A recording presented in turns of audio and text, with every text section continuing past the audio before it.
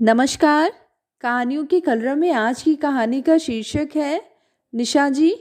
कहानीकार है नरेश मेहता। कहानी शुरू करने से पहले मेरा आप सबसे विनम्र निवेदन है, यदि मेरे द्वारा सुनाई गई कहानियाँ आप सबको पसंद आती हों तो कृपया मेरे चैनल को सब्सक्राइब करें और अपने मित्रों में भी साझा करें। तो चलिए शुरू करते हैं। मेरे सामने बैठी उदास बादल सी इस नारी से क्या कह सकता हूँ, जिसकी इस सुखी देवदास कॉटेज में अनायास जनवरी की इस शाम बादल और धुंध घिर आए हैं। कोहरा और तेज ठंडी हवा वाले बादल निशा के कमरे की एक एक चीज, खिलौने, गुलाबी कनटोपे वाले निशा के फोटो, उसके जूते खरगोशों तथा सफेद चूहों पर रेंग रहे हैं। एक्वेरियम की रंगीन मछलियां रेंगते बादलों में डूब गई हैं। गौरा का सुख इन गीले बादलों के नरम किंतु अभेद्य अनंत में निशा के साथ चला गया है। उस दिन मैंने जिस सहज लयात्मक ढंग से निशा जी पुकारा था, वह कमरे में आए आज के इन बादलों के साथ लौटकर मेरे कानों में बज रहा है। निशा जी।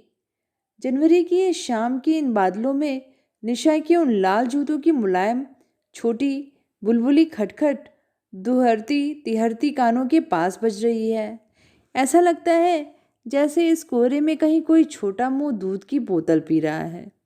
मेरे सामने बैठी उदास सी इस गौरा से क्या कह सकता हूँ। मैं नहीं समझता कि इसे किसी भी संवेदना या सहानुभूति की अपेक्षा है। कुछ भी कहना उसके दुख को झुठलाना है। आज से 4 बरस पूर्व डलहौजी की बस में पास की सीट पर यह गौरा अपने पति राघव और 1 बरस की निशा के साथ बैठी हुई रास्ते भर कै मितली करती हुई आई थी। पहाड़ घूमने नहीं बल्कि डलहौजी के डिफेंस एस्टेब्लिशमेंट की प्रयोगशाला में केमिस्ट बनकर राघव सपरिवार जा रहा था। संभवतः सभी कुछ नया था, पत्नी, बच्ची, नौकरी, स्थान तथा जीवन का श्री गणेश। नए दंपत्ति कैसे नहाए नहाए से धुले ताजे से लगते हैं। मैं भी पहली बार डलहौजी जा रहा था। 2 दिन यहाँ वहाँ घूमता रहा। एक शाम पोस्ट ऑफिस में खड़ा पत्र लिख रहा था कि राघव परिवार से भेंट हो गई। नमस्कार कार्तिक बाबू, कहिए कहाँ ठहरे हैं? माउंट व्यू में। आप लोग तो ठीक हैं? मैं अभी आया हूँ। राघव चिट्ठियों में टिकट लगाने में व्यस्त हो गया। गुलाबी कनटोपे में लाल गुलाब से निशा नीले फर के कंबल में लिपटी टुकुर टुकुर ताक रही थी। लाइए, मुझे दे दीजिए कुछ देर। गौरा निशा को देने में पहले तो झिझकी, लेकिन मेरी बढ़ी हुई बाहों में अजीब सुख संकोच के साथ देते हुए बोली, देखिए आपके कपड़े न खराब कर दे। कंबल और दूसरे ऊनी कपड़ों में पता ही नहीं चल रहा था कि निशा कहाँ है, कहाँ से है और कहाँ तक है। तब तक राघव लौट आया। देखते ही हंसते हुए बोला, वाह, यह भी खूब, तुमसे तो जरा भी बोझ नहीं उठता। गौरा बेचारी पति की बात से और सकुचा गई। मैं तो मना कर रही थी, लेकिन तो क्या हुआ, लड़की लेकर कहीं भाग तो नहीं जा रहा हूँ? मेरे इस बात से राघव झेप गया। मेरा मतलब था कार्तिक बाबू कि कोई बात नहीं राघव बाबू, निशा को ले जाना होगा तो मांग लूंगा। आइए चले। किधर जा रहे थे आप लोग? जाना कहाँ था? पहुँच की चिट्ठी देनी थी। आप यहाँ कब तक हैं? सोचता हूँ 2-1 दिन और रुकूं। तो आइए ना किसी दिन, हम लोगों के साथ ही चाय पीजिए। गौरा ने आमंत्रण देते हुए पति की ओर देखा। हाँ और क्या, कल शाम ही आइए। पहले गृहस्थी तो ठीक से जमा लीजिए गौरा जी, तब मेहमानों को बुलाइएगा। आपकी चाय के लिए बहुत बड़ी गृहस्थी की जरूरत नहीं है कार्तिक बाबू। गौरा मुझे चतुर लगी। हम लोग बढ़ते हुए सुभाष चौक निकल आए थे। आप लोगों को घर कहाँ मिला है? राघव अपना घर दिखाने के लिए चारों ओर तलहटी में बसे डलहौजी में खोजने की व्यर्थ चेष्टा करने लगा। मैं हंस पड़ा। बोला, क्या आप ऊपर खड़े होकर लाल हरी छतों के द्वारा पहाड़ों में अपना निवास स्थान खोज लिया करते हैं? मैं तो जीवन में पहली बार किसी पहाड़ पर आया हूँ, और वह भी सर्दियों में। परेशान राघव पर हंसते हुए मैंने कहा, और वह भी घूमने नहीं, रहने। निशा को लेते हुए राघव ने कहा, अभी से अंकल को पहचान लो। मैंने देखा कि गौरा के मुख पर अत्यंत तुष्टि थी। अच्छा गौरा जी, तो कल शाम को आइएगा ना? गौरा ने पूछा। राघव ने तुरंत कहा, आप वहीं डिफेंस लेबोरेटरी आ जाइएगा, साथ ही चलेंगे। और राघव तथा गौरा अपनी निशा लिए दाहिने हाथ देवदार की घनी छाया वाले रास्ते से नीचे उतरते चले गए। जिस समय राघव के साथ उसके बासी पर पहुंचा, आकाश में लाल पीले रंगों के तथा सामने के हिमानी रंजित शिखरों के शेष सब कृष्णा रहा था। दिन में बर्फ गिरी थी और इस समय सब खुलाया था और तेज ठंडी हवा भी थी। जगह जगह देवदारों में बर्फ लदी हुई थी। राघव के इस कमरे से दूर के हिमानी शिखर देवदार भरी द्रोणिया निकोलस स्टोरिक का चित्र लग रही थी। ताजी बसी गृहस्थी में अधिक सामान ही क्या था, लेकिन गौरा ने उस जो कुछ को भी सुष्मित कर दिया था। फायर प्लेस के ऊपर निशा की एक फ्रेमित छवि रखी हुई थी। उन्हीं कंटोपे में पल के नीचे निशा की उस छवि के दोनों ओर कुछ खिलौने सजाए गए थे। दीवार पर राघव गौरव का विवाह शैली वाला एक फोटो कीलों पर टिका था। फायरप्लेस में आग ताजी कर दी गई थी। कोने में एक तरफ साफ सुथरे पलंग पर निशा अपने उसी फर वाले नीले कंबल में तथा गुलाबी कंटोपे में छोटी सी रेशमी दुलाई ओढ़े सोई थी। इस घर की वस्तुओं और व्यक्तियों तक से ताजी बसाई जाने वाली गृहस्थी की गंध आ रही थी। टिकोजी, कप, ट्रे, चम्मच, चादर, गिलाफ, नैपकिन सब में नएपन की कड़क और खरखरापन था। नए कपड़े में जो एक माड़ की गंध होती है जो उसे नया बनाती है, बस वही देवदास कॉटेज लग रही थी। और तो और पहली बार नारी के माँ बनने पर जो दूध की गंध उसमें से आती है, बच्चे में से आती है, वह दोबारा कभी नहीं आती। दूसरे वर्ष डलहौजी ना जा सका। बात आई गई सी हो जाती, लेकिन पता नहीं क्यों उस शाम राघव दंपत्ति के यहाँ चाय पीते हुए निशा को गौरा जिस प्रकार फीडिंग बॉटल से दूध पिला रही थी, वह रह रहकर अंतस में खूब रहा था। निपिल मुंह में डाले निशा जिस प्रकार अपने दोनों होठों से दूध चूस रही थी, तथा चूसते में हिलती उसकी संगमरमर की सी चिकनी लाल ठोड़ी, वह अजीब तरह से गिराती थी। प्रत्येक हवा के चलने के साथ जब खिड़कियों के पल्ले बोलने लगते, तब लगता कि देवदास में भी इस समय हवा चल रही होगी।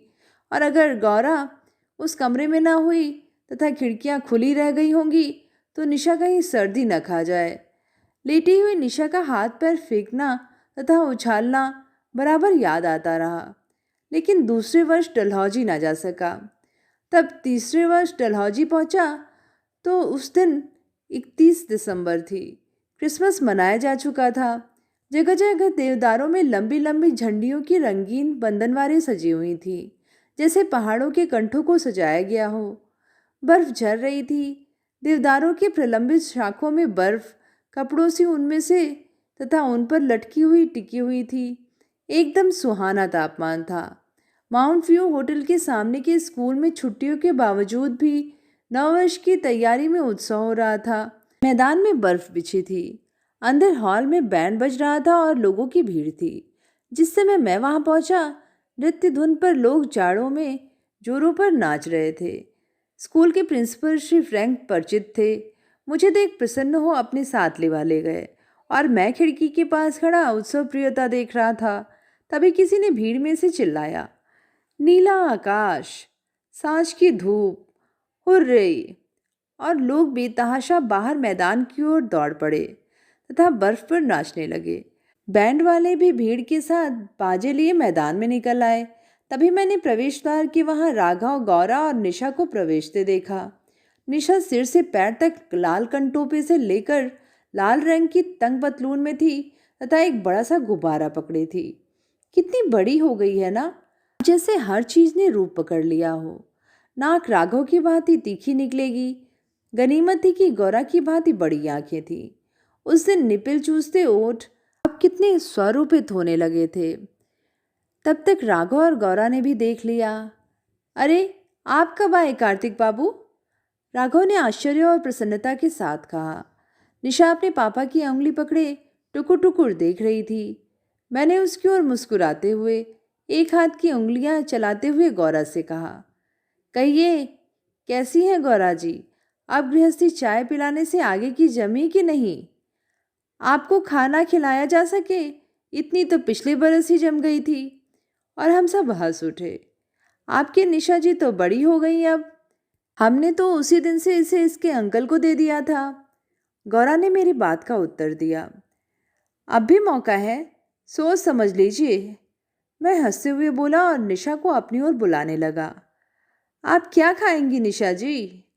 पहले तो वह मेरा प्रश्न समझने की चेष्टा करने लगी और फिर अपने पापा की ओर देखने लगी। राघव ने उसे अपनी ओर देखते हुए देखकर कहा, अरे अंकल को नमस्कार नहीं किया? जवाब दो, अंकल क्या पूछ रहे हैं?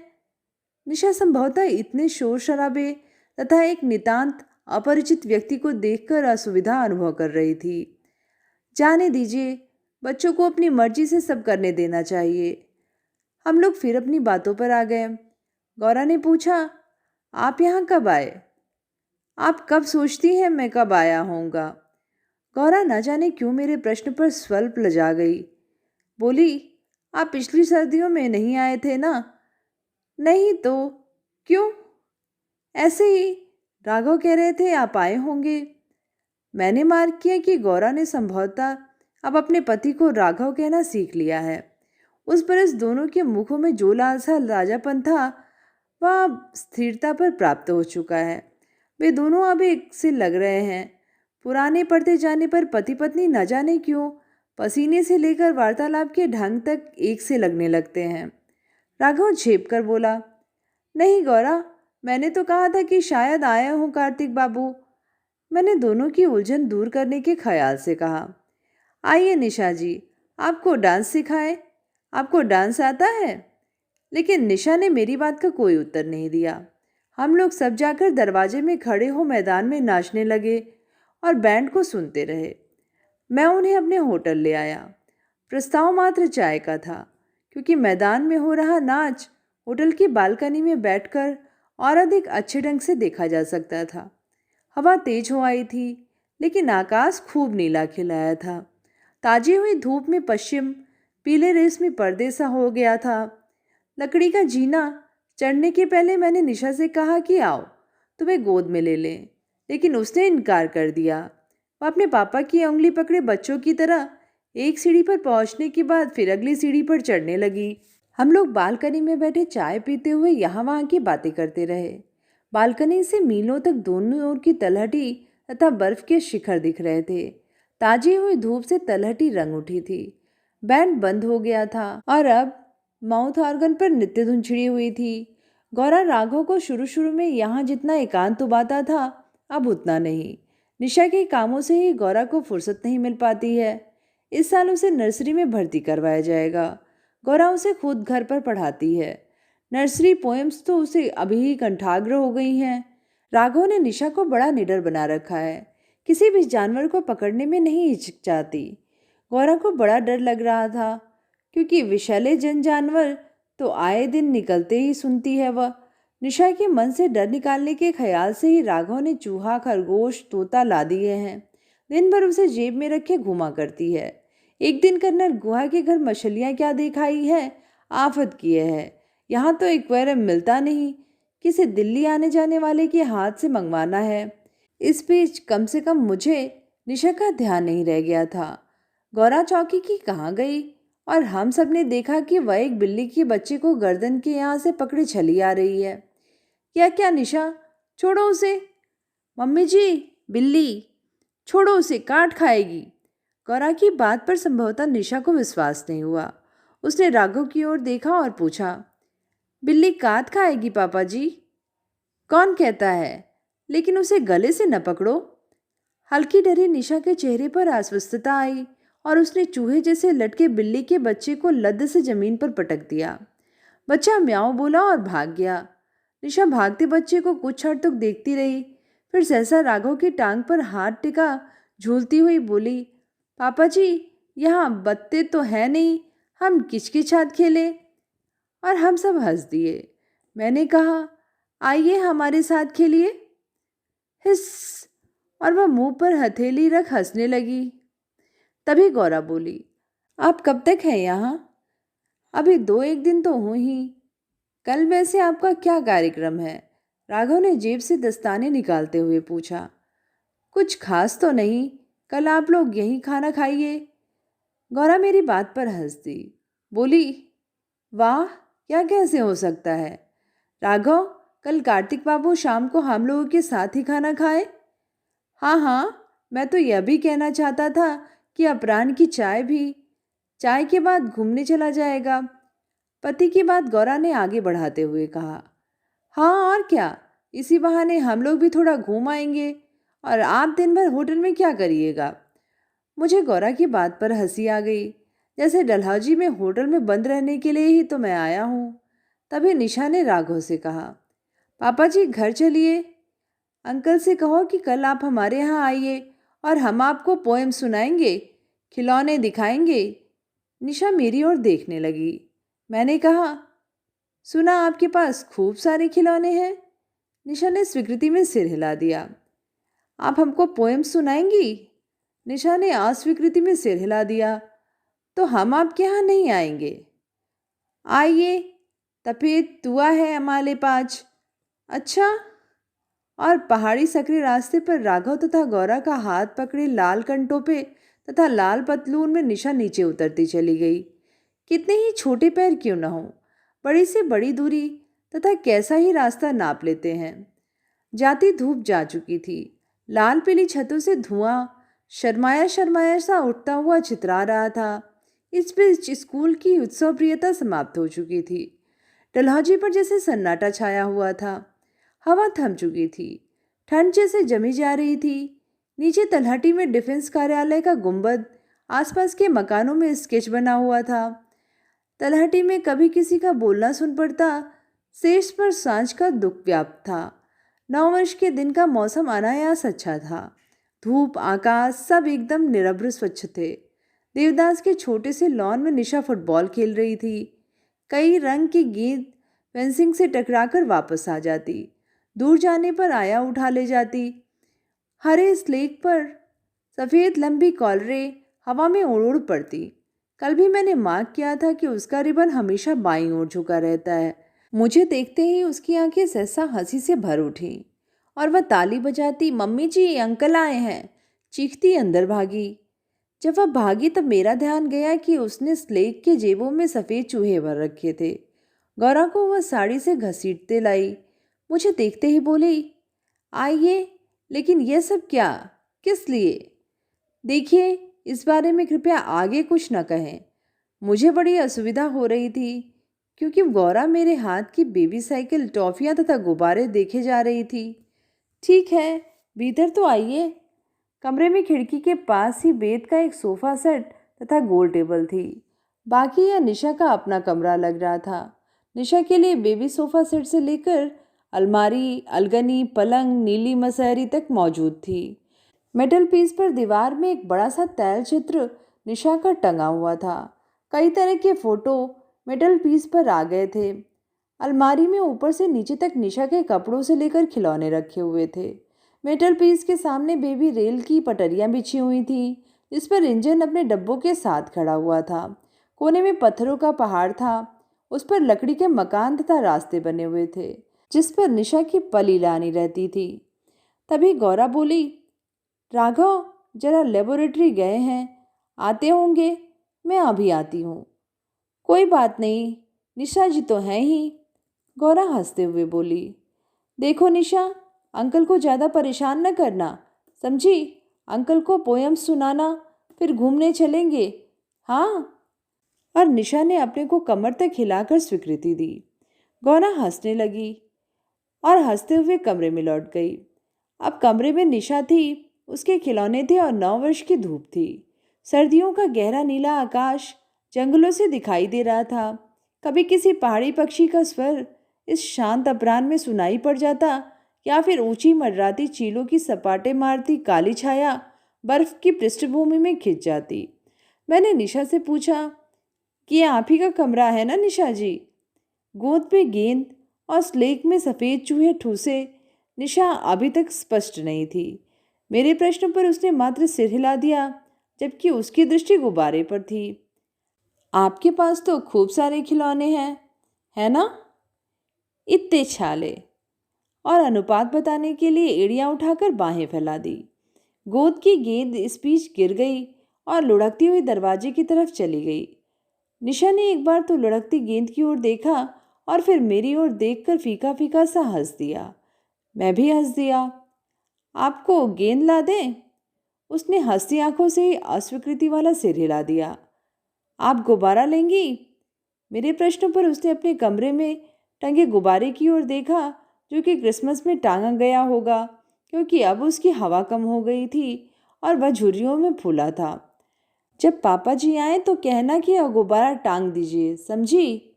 उसने हामी भरी। यह आपकी जेब में क्या है? तुआ।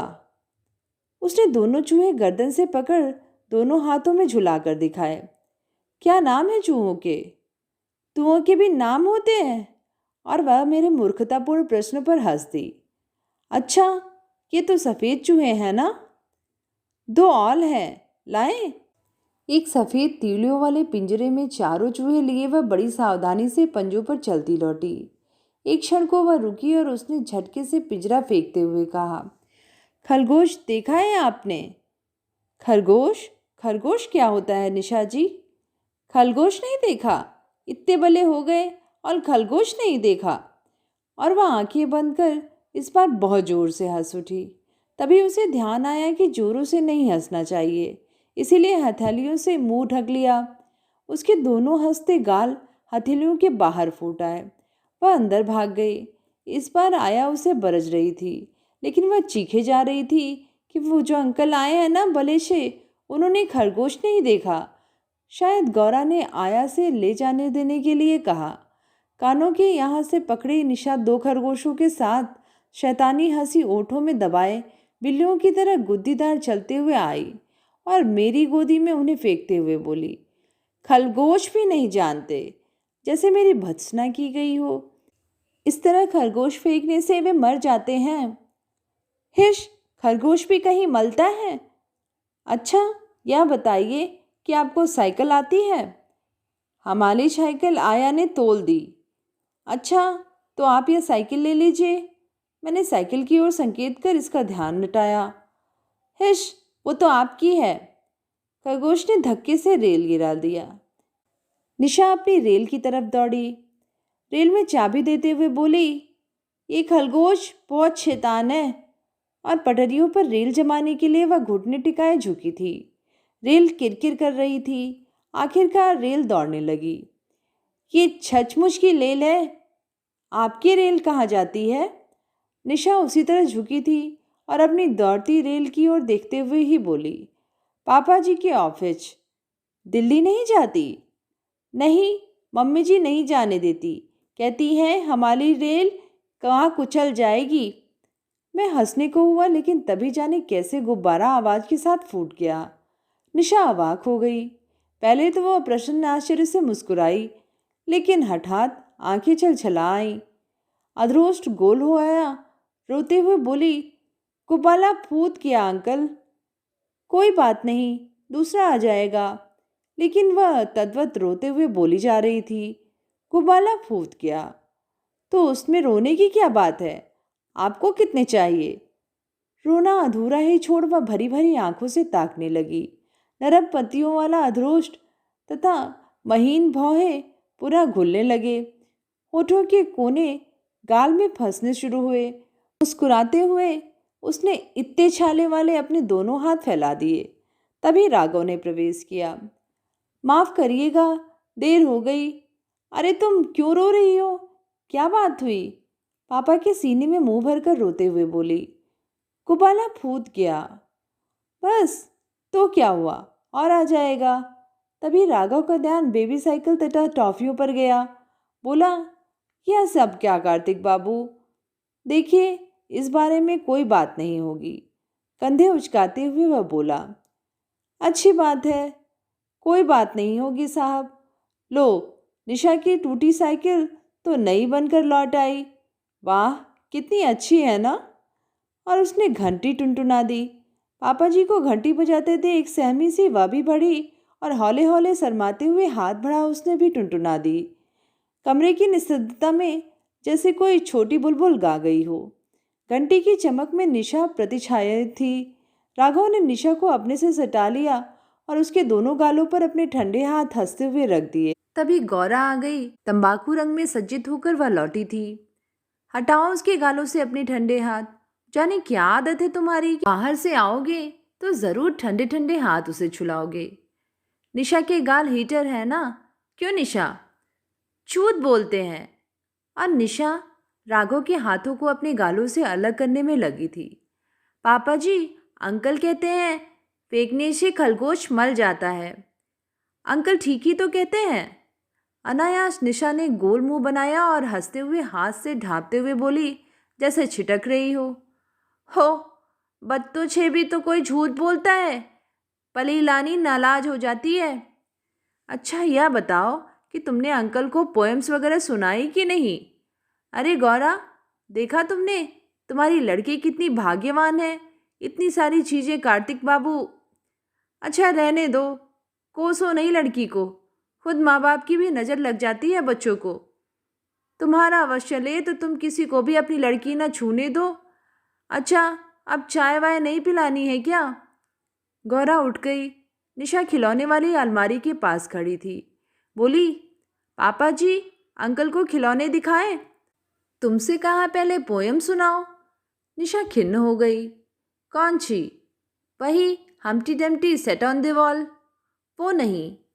अच्छा तो वो बाबा बाबा ब्लैक शिप? नहीं वो भी नहीं पापा जी।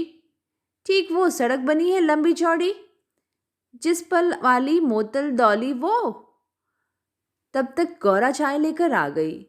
अरे अभी यही नहीं हुआ तय कि कौन सी सुनाई जाए? राघव कुछ चिढ़ा सा लग रहा था। बोला, देख लो शैतानी कर रही है। निशा ने जैसे विरोध किया। मम्मी जी हम अंकल को खिलौने दिखाएंगे। मैंने निशा का पक्ष लिया। ठीक है आप हमें खिलौने दिखाइए और फिर पोयम सुनाइएगा, है ना?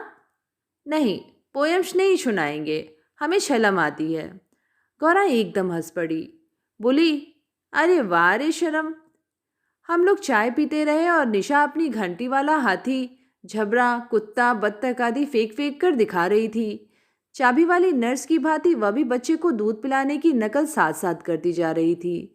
ड्रमर के साथ वह भी मुंह फुलाकर कमर हिलाती, ढोल पीटती, गोल गोल घूमने लगती।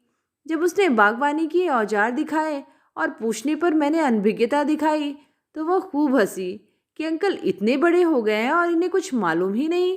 मैंने कोने में बने पहाड़ की ओर संकेत कर पूछा, वह क्या है? उस पहाड़ पर पली लानी का महल है। अच्छा हाँ, वो मिठाई लाती हैं, पोएम्स लाती हैं, खूब अच्छी अच्छी चीज़ें लाती हैं। उपरोक्त बातें वह काफ़ी बड़ी आंखें बंद कर कह रही थी, कभी जैसे दूर देखते हुए कह रही थी। तो अंकल को पोएम्स नहीं सुनाना? गौरा ने टोका उसे। निशा हंसते हुए मुझे देखने लगी और अस्वीकृति में सिर धीरे से शैतानी में हिलाती रही। तो फिर जाओ, घूमने के लिए आया से कहो तैयार कर दे। पोस्ट ऑफिस की तरफ हम लोग निकल आए। बड़े अच्छे शेड्स हैं, बेंचें हैं, बड़ी घुमावदार सड़क है, एक अजीब सन्नाटे वाली शांति, देवदारों की छतनारी छाया और एकांत पहाड़ी मार्ग जो है विपुल है। हम लोगों के पहुंचने पर सामने के पहाड़ों, बंगलों पर अपराह की अंतिम धूप प्रशस्त थी। देवदार की झड़ती पत्तियां तक अबोले नहीं झर रही थी। निशा अपनी उसी परिचित जूतों की नन्ही खटखट करती मोड़ों, ढलानों, चढ़ाइयों पर चल रही थी। एक शेड की बेंच पर हम लोग बैठ गए। निशा के कंटोपे के फूदे हवा में झूल रहे थे। बीच में बैठी, यह क्या है पूछती हुई उसकी जिज्ञासा तलहटी, पहाड़, पेड़ सबके प्रति उत्सुक थी। इस बीच मैंने देखा कि उसे बहुत कम गोदी चढ़ना सुहाता है।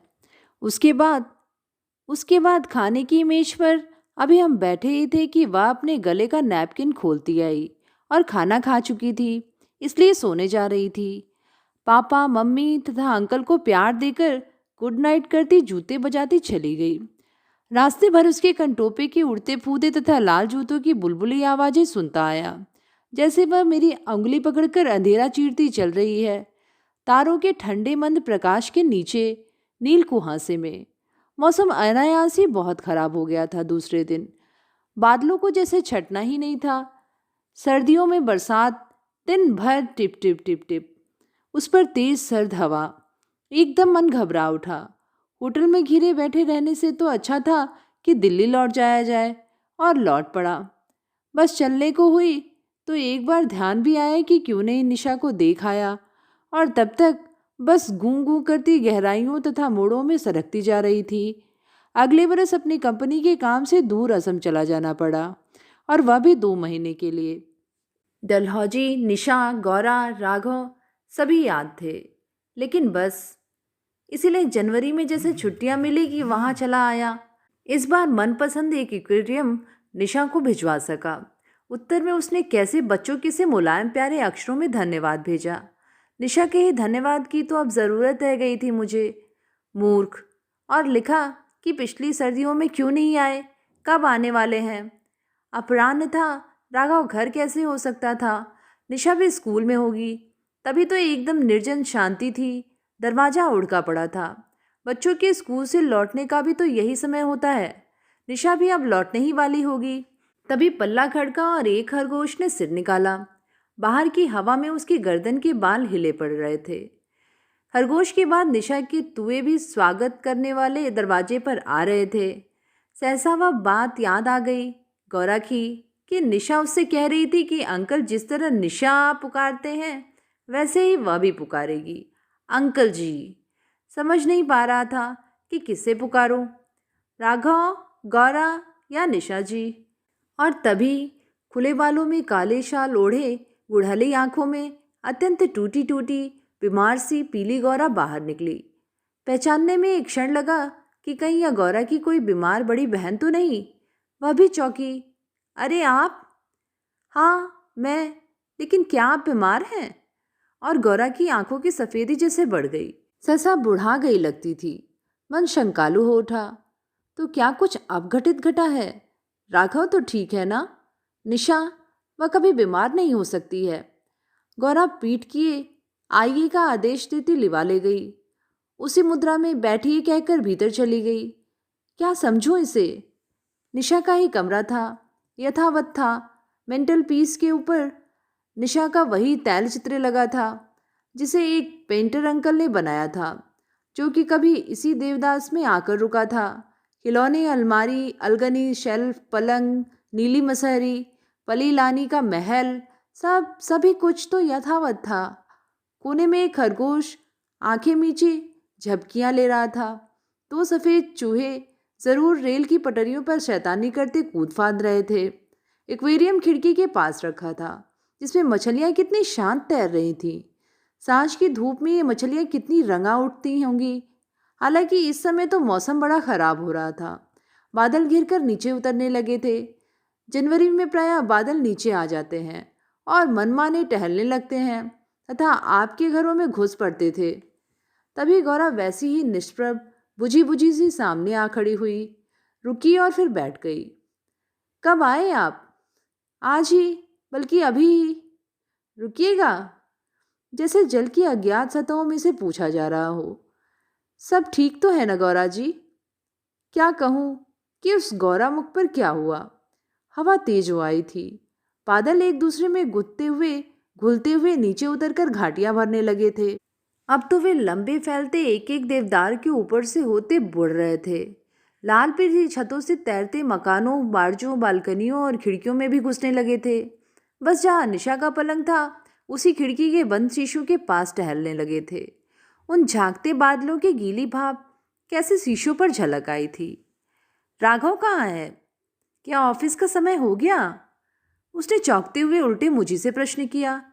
स्पष्ट था कि राघव ऑफिस गया है और समय से लौट ही आएगा। लेकिन तब यह गौरा क्यों ऐसी बुझी बुझी सी, उदास, बादल सी? निशा तो अब स्कूल से लौटने वाली होगी। मैंने किससे यह प्रश्न किया? गौरा से। लेकिन वह थी कहाँ? गौरा जी, क्या बात है? मुझे लगा कि गौरा जी सुनकर कमरे में टहलते घिरते बादल तक एक क्षण को चौंके, लेकिन गौरा, उसकी बड़ी बड़ी आंखें और बड़ी हो गई। मुझे खटका हुआ। मेरी चेतना जैसे सारा हिमालय एक साथ छू आई। निशा कहाँ है गौरा? मैं नहीं जानता कि यह मैंने पूछा या पुकारा। खुले बालों में फटी आंखों की गौरा कमरे में घेरा इन बादलों में विभास रही थी। कमरे में टहलते बादल निशा के बिस्तर पर, खिलौनों की अलमारी पर, तैल चित्र पर, एक्वेरियम की मछलियों के चारों ओर स्वेच्छाचारी थे। तो क्या तो क्या निशा अब?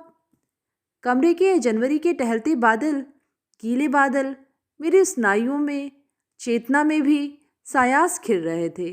या अनायास ही यह सब घट चुका है। निशा के वे लाल लाल जूते, हवा में हिलते कंटोपे का फूदा, पहाड़ी सुनसान मोड़ों पर मुलायम सी वह बुलबुली पदाहट, खट खट खट खट खट। निशा का खरगोश जो ऊँघ रहा था, टहलते बादलों के नीचे फुदकता, गौरा के पैरों के पास बादलों भीगा कांपता बैठ गया। मेरे सामने बैठी उदास बादल सी इस गौरा को क्या कहूँ? स्वयं मेरे पास कहने को क्या है? केवल लौट जाने के मार्ग पर एक यात्रा है, जबकि यहाँ एक ऐसा दुख है जो दुख है। बादलों डूबा, गौरा भीगा, एक दुख। तो ये थी कहानी। निशा जी, कहानी आप सबको कैसी लगी नीचे कमेंट में लिख के ज़रूर बताइएगा। आगे भी ऐसी ही कहानियाँ सुनते रहने के लिए चैनल को ज़रूर सब्सक्राइब करें। धन्यवाद।